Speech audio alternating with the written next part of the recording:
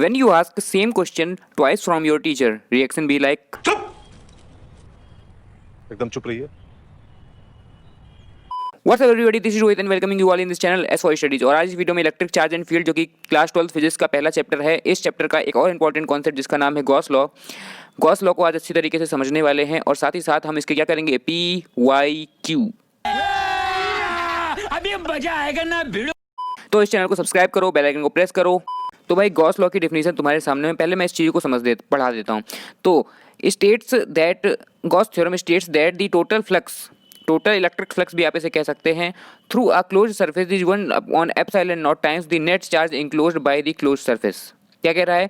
States that the total electric flux through a closed surface is 1 epsilon not times the net charge enclosed by the closed surface.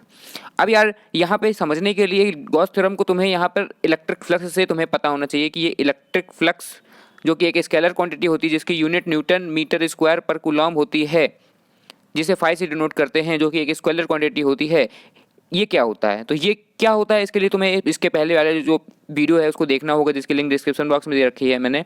और उसमें हमने PYQs भी किए हैं और साथ ही साथ हमने कुछ और एक्स्ट्रा न्यूमेरिकल्स भी किए हैं, तो वो देखना होगा। बाय द वे, जिन्होंने देख लिया उसके लिए इस वीडियो को आगे बढ़ाते हैं। State that total electric flux through a close surface, यानी कोई बंद सरफेस है, कोई गुब्बारा है, समझे, कोई गुब्बारा जैसा कोई है या कोई बैलून है, तो क्लोज सरफेस उसी तरह का क्लोज सरफेस हो जैसे वॉल्यूम होता है, कोई गेंद हो जाती है, कोई एकदम क्लोज सरफेस, समझे, कोई डब्बा हो जाता है, कोई क्यूब हो जाता है आपका, तो क्लोज सरफेस के एग्जांपल हैं।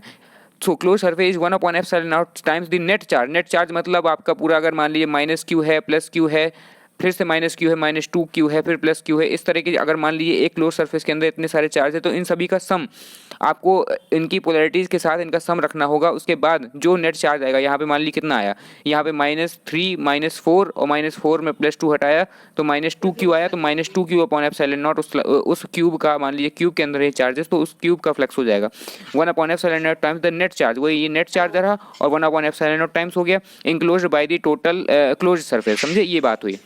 अब इस चीज़ को और अच्छी तरीके से समझने के लिए हमें देखिए, अब इसका एक एक्सप्रेशन भी होता है, उसे भी देख लेते हैं कि आपका फाई ई, जो कि हमने यहाँ पे देखा वेक्टर E.ds, ये जो हमने पिछले वीडियो में देखा था, ये क्लोज्ड सरफेस होता है, यहाँ पे क्लोज लगाना है, इसलिए ये इंटीग्रल में ये गोली इसलिए लगा दी जाती है क्योंकि ये क्लोज सरफेस को दिखाता है। किसको दिखाता है? क्लोज सरफेस को दिखाता है। तो ये आपका क्लोज सरफेस को दिखाता है, आपका E.ds फ्लक्स होता है जो हमने पिछले वीडियो में देखा। और क्लोज सरफेस इसलिए क्योंकि अब यहाँ पे गॉस थ्योरम की बात करें जिसके लिए ये क्लोज सरफेस होना बहुत ज़्यादा जरूरी हो। अब ये क्लोज सरफेस आपके रेडियस पर नहीं डिपेंड करता है। मान लीजिए आपका चार्ज क्यों रखा है, ये अगर ये रेडियस r है मान रखिए, अगर मैं इसकी रेडियस 2r भी कर दूं तो इसका फ्लक्स नहीं चेंज होगा, इसका r/2 भी कर दूं तो इसका फ्लक्स नहीं चेंज होगा। अब ये किसके इक्वल होता है? ये QENC कह सकता हूँ अपॉन एप्सिलॉन नॉट। QENC क्या है? टोटल चार्ज इंक्लोज्ड, यानी क्लोज सरफेस के अंदर जितना भी टोटल चार्ज है वो होता है QENC। समझ में आ रही है बात? तो अब यार ये जो एक्सप्रेशन है, इस एक्सप्रेशन को हम प्रूफ भी कर सकते हैं। करें प्रूफ? तो हमें प्रूफ करना है ये एक्सप्रेशन को, उसके पहले हमें गॉसियन सरफेस की डेफिनेशन जाननी होगी।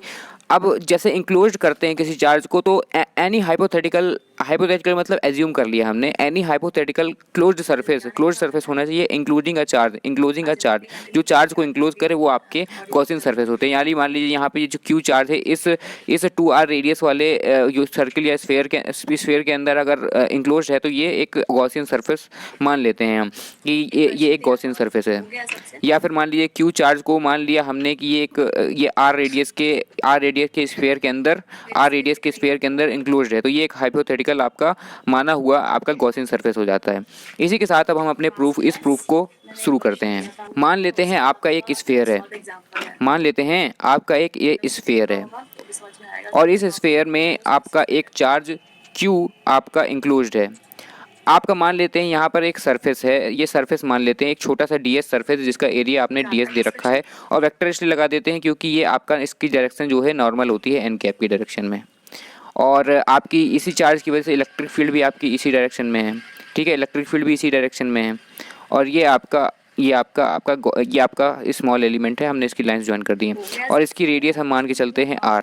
तो याली रेडियस यहाँ से यहाँ वाली डिस्टेंस भी वेक्टर r हो जाएगी ना। तो अब देखिए यहाँ पे हम क्या प्रूव कर रहे हैं, हम कूलॉम्स लॉ की वजह से गॉस लॉ प्रूव कर रहे हैं, ये वाला एक्सप्रेशन प्रूव कर रहे हैं। अब कूलॉम्स लॉ की बात आई तो हम क्या कहते हैं कि इस क्यू की वजह से यहाँ पर आपकी इलेक्ट्रिक फील्ड कितनी होगी, तो हम कह देते हैं E equal to 1/4 pi epsilon naught Q upon R square कह देते हैं, ठीक है।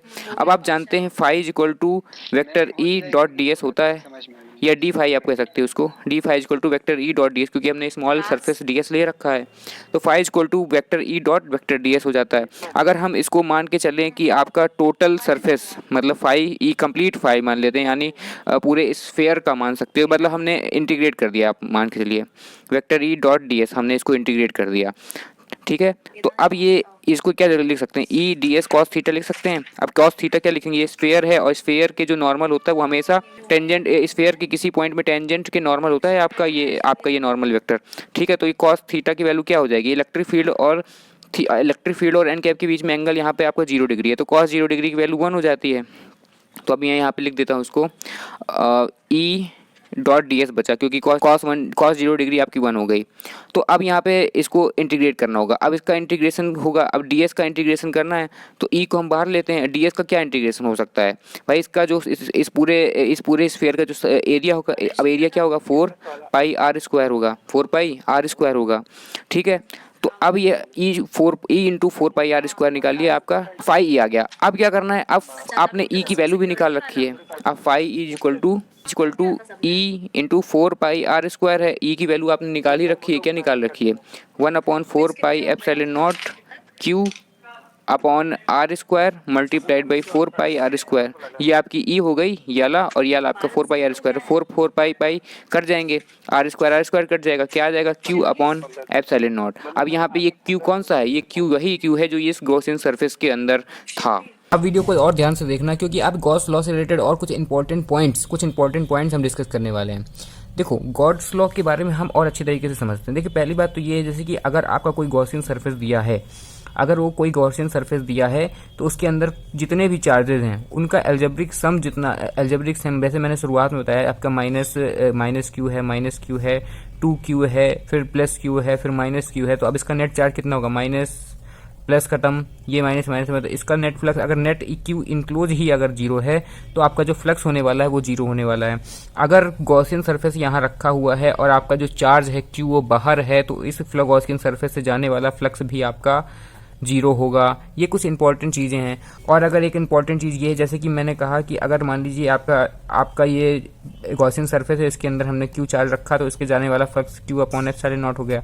अगर मैं कहता हूँ कि यहाँ पर आपका यहाँ पर एक मटेरियल भर गया जिसकी परमिटिविटी परमिटी या डाइलेक्ट्रिक कांस्टेंट आपका के है, तो आप क्या बताएंगे कि इसका फ्लक्स कैसे अफेक्ट होगा।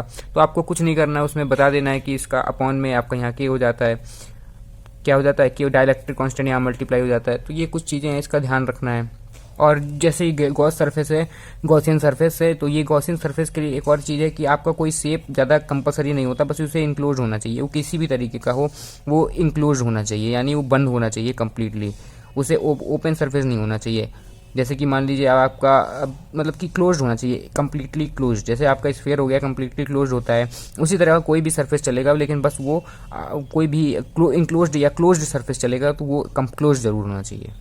और एक इम्पॉर्टेंट चीज़ ये है कि तुम जो गॉस लॉ से अभी तुमने कूलॉम्स लॉ से गॉस लॉ निकाला था, अब तुम गॉस लॉ से कूलॉम्स लॉ भी प्रूव कर सकते हो। कैसे कर सकते हो, अब मान लो हम अच्छी तरीके से यहाँ पे एक डायग्राम बनाते हैं। मान लो ये तुम्हारा एक कोई सरफेस है, गॉसियन सरफेस इसे मान सकते हो। यहाँ पे तुम्हारा चार्ज क्यू रखा हुआ है, इसकी वजह से निकलने वाली इलेक्ट्रिक फील्ड भी है। और आपका मान लो तुम्हारा यहाँ पे एक सरफेस है, एक स्मॉल सरफेस ds ले रखा है हमने, और ये तुम्हारी आपकी रेडियस मान सकते हो। ये एक स्फेरिकल तुम इसे मान लो, स्फेरिकल मान लोगे तो हमें ऐसा प्रूव करने में और आसानी होगी। अब ये चार्ज क्यों है, तो इसकी वजह से इलेक्ट्रिक फील्ड भी होगी। वो इलेक्ट्रिक फील्ड कहाँ जाएगी, ये इलेक्ट्रिक फील्ड आपकी यहाँ जाएगी, और ये आपके एन कैप की डायरेक्शन में है। तो अब यहाँ पे मैं पहले फ्लक्स लिखता हूँ। फ्लक्स आप क्या लिख सकते हो, flux equal to E integration of E D S vector E dot vector D S. अब ये जानते हो ये 90 डिग्री बनेगा और थीटा इक्वल टू 0 डिग्री हो जाएगा नॉर्मल और इलेक्ट्रिक फील्ड के बीच में। तो तुम जैसे कि तुमने प्रूव किया था ई डी एस कॉस थीटा, तो कॉस थीटा तो 0 डिग्री हो गया, आपका ये 0 हो जाएगा, मतलब 1 हो जाएगा। तो ई हो जाएगा। अब क्या हो जाएगा, यहाँ पे आपका ई बाहर आ जाएगा, ds आपका 4πr² आ जाएगा, 4πr² आ जाएगा। अब फाई जानते हो गॉस लॉ के according Q upon epsilon not, तो ये हो जाएगा। अब क्या होगा कि अब ये होगा कि E इज इक्वल टू 1/4π, ये 4π और एप्सिलॉन नॉट मिलकर ये बन गया Q/r²। तो ये जहाँ से शुरू किया था वहीं आ गए, यानी पिछले पेज में इससे हमने ये निकाला था, अब हमने इसका यूज करके हमने इसे निकाल लिया, तो कॉलम्स लॉ भी आ जाएगा। तो और अब जैसे कि कोई Q0 चार्ज होता है यहाँ पे कोई Q0 चार्ज होता, तो उस चार्ज पे लगने वाला फोर्स हम इसकी वजह से निकाल सकते थे। मान लेते हैं यहाँ पे कोई चार्ज Q0 होता तो अब यहाँ पे फोर्स भी निकाल सकते थे, क्योंकि F इक्वल टू QE होता है, तो Q आपका Q0 हो गया यहाँ पे। तो इलेक्ट्रिक फील्ड की आपकी तुम्हें पता चल गई, 1/4π epsilon naught Q into Q0/r²। तुमने यहाँ पे कूलॉम्स लॉ प्रूव कर लिया। 2016 का एक नंबर का PYQ तुम्हारे सामने है। How does the electric flux due to a point surface get affected when its radius is increase. मैंने वीडियो की शुरुआत में ही बता रखा है, मतलब पहले जो हमने डिस्कस किया था गॉस लॉ तभी बता रखा है। मान लो ये गॉसियन सरफेस है, यहाँ पे तुम्हारा चार्ज Q रखा हुआ है इसके अंदर, तो इससे जाने वाला फ्लक्स आपका Q/ε0 होगा। यहाँ कोई रेडियस का टर्म आ रहा है क्या? नहीं आ रहा। यहाँ पर आपका केवल कोई भी गॉसियन सरफेस होगा, बस उसके अंदर ये चार्ज Q होना चाहिए, समझे? तो तुम चाहे जितना ले लो, चाहे R बहुत ज़्यादा बड़ी ले लो, ट्रिपल कर दो, बस आना है आपका Q/ε0। फर्क नहीं पड़ता कि आपकी रेडियस कितनी बढ़ा दी गई घटा दी गई, बस आपका इंपॉर्टेंट ये है आपका चार्ज इसके अंदर होना चाहिए। फिर से तुम्हारे पास एक PYQ है। देखो यार मेरी थोड़ी राइटिंग थोड़ी ख़राब है, लेकिन मैं अभी एडिटिंग को बहुत कॉम्प्लेक्स हो जाती है, हमारी आंखों में दर्द होने लगता है, इस वजह से मैं इमेज नहीं लगाता हूँ, तो और बहुत लोगों को दिखने में प्रॉब्लम होती है, इस वजह से मैं यहाँ पर आपको लिख देता हूँ क्वेश्चन। मेरी राइटिंग थोड़ी ख़राब है लेकिन समझ में आ रही। What is the electric flux through a cube of 1 centimetre of side 1 centimetre which includes an electric dipole. जो एक इलेक्ट्रिक डाइपोल को इंक्लोज कर रहा है उस क्यूब से जाने वाला फ्लक्स कितना है? तो यार तुम सीधा सीधा जानते हो जो फ्लक्स होता है गॉसियन थ्योरम के अकॉर्डिंग या गॉस लॉ के अकॉर्डिंग Q इंक्लोज होता है अपॉन एप्सिलॉन नॉट। ठीक है, अब ये Q इंक्लोज क्या है? ये Q इंक्लोज यार Q नेट है। क्या है Q नेट? तुम इसे Q नेट भी कह सकते हो, Q इंक्लोज को तुम Q नेट भी कह सकते हो। तो बात ऐसी है, अब यहाँ Q नेट क्या होगा?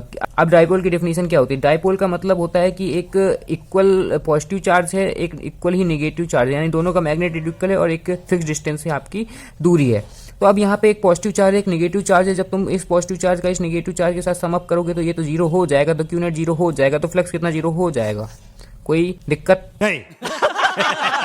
तो एक और बढ़िया सा क्वेश्चन है। Two charges of magnitude -2Q and +Q are located at points A,0 and 4A,0 respectively. What is the electric flux due to these charges through a sphere of radius 3A with its centre at origin. तो तुम्हें क्या निकालना है? तुम्हें निकालना है flux निकालना है, इलेक्ट्रिक फ्लक्स। अब तुम देख रहे हो +Q तुम्हारा कहाँ पे है? तुम्हारा मान लीजिए आपका ये आपका कोऑर्डिनेट है, या x एक्सिस है, ये y एक्सिस है, और आपकी जो एक चार्ज लोकेटेड है A पर जो कि Q है, -2Q है सॉरी। उसके बाद दूसरा चार्ज लोकेटेड है आपका 4 है सॉरी, 4A पे लोकेटेड है, 4A पे लोकेटेड है, और जिसका मैग्नीट्यूड आपका Q है। तो अब रेडियस आपकी क्या दी है? स्फीयर की 3A दी है, जो कि 4A से कम होती है। तो आपका जो फ्लक्स होगा वो -2Q अपॉन एप्सिलॉन नॉट होगा, सीधी सी बात। अब यहाँ पे माइनस क्या दिखा रहा है? माइनस दिखा रहा है आपका -2Q अंदर है। -2Q का अंदर क्या है कि इलेक्ट्रिक फील्ड अंदर से बाहर नहीं जा रही है, इलेक्ट्रिक फील्ड बाहर से अंदर आ रही है। इनवर्ड फ्लक्स जिसे कहते हैं, क्या कहते हैं? Inward flux. क्या कहते हैं? Inward flux. एक और बढ़िया सा क्वेश्चन तुम्हारा, एक अच्छा सा question in the sense PYQ तुम्हारे सामने है। A charge Q is placed at the centre of a cube of side L। What is the electric flux passing through each face of the cube. Cube की बात हो रही, cube बना लेते हैं हम।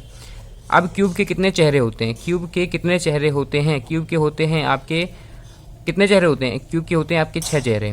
6 चेहरे होते हैं। अगर हमें यहाँ पे एक चार्ज Q रख दिया गया है, सेंटर पे एक चार्ज Q रख दिया गया है, उस सेंटर पे जो चार्ज Q रखा गया है, तो हम गॉस लॉ के अकॉर्डिंग हमने कहा कोई भी सरफेस हो, आपका स्फीयर हो, आपका क्यूब हो, क्यूबॉइड हो, आपका कोई भी इस तरह का जो इंक्लोज सरफेस हो, उसके लिए आप गॉसियन लॉ या गॉस लॉ आप आराम से लगा सकते हैं। तो Q/ε0 हो जाएगा। अब तो यार आपके टोटल जितना भी सरफेसेज हैं, जितने भी आपके चेहरे हैं, उन सबसे टोटल जाने वाला है। अगर तुम्हें एक चेहरे का निकालना है, ये तो क्या कह रहा है? What is the electric field passing through each phase. एक फेज से जो पास होने वाला फ्लक्स है वो निकालना है।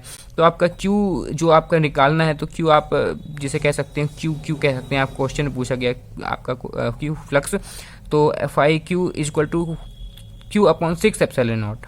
6 से डिवाइड कर देंगे तो एक फ्लक्स, जब टोटल आपका फ्लक्स इतना है क्यू अपॉन एप्सिलॉन नॉट, तो एक सरफेस से जाने वाला फ्लक्स कितना होगा, क्यू अपॉन 6 एप्सिलॉन नॉट। अभी तक जितने भी क्वेश्चन किए वो सारे के सारे एक एक नंबर के थे। खत्म। बाय बाय, टाटा, गुड बाय।